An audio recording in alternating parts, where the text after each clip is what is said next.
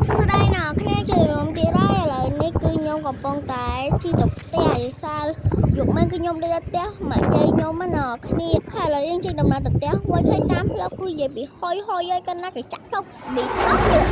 តោះហុយម៉ែហុយណហុយស្អាតឡើងណាស់ខ្ញុំជិះស្លេវនេះហើយណគ្នាមើលទេសភាពតាមផ្លូវវាទៅគឺស្អាតហ្មងនេះអូយថោជាមួយនឹងមេឃពណ៌ផ្ទៃមេឃថ្ងៃចាំងមកអូយស្អាតសាហាវតែដល់គ្នាមកទស្សនវិជ្ជាតាមផ្លូវឡើងស្អាតហើយឥឡូវនេះគឺចិត្តដល់ទេហើយណគ្នាធំមើល TikTok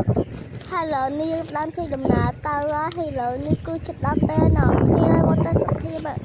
ហើយខ្ញុំនៅតែនិយាយទៅសារទស្សនវិជ្ជាបាត់ដាច់ហ្មងគឺស្អាតពេកហើយណគ្នាមានរឿងមួយទៀតដែលតើយុគមិញហ្នឹងគឺខ្ញុំទៅដេកផ្ទះយាយខ្ញុំហើយតមកគឺបានទៅលេងសង្គ្រាមគេប៉ាក់ម្សាវាចឹងណាហើយឥឡូវនេះចុះសេចក្ដីយើងវិញឥឡូវយើងជិះដល់ហើយទៅនេះគឺផ្ទះតាខ្នៅណគ្នាផ្ទះមិត្តភក្តិខ្ញុំហ្នឹងខ្ញុំបានចូលលេងវីឯង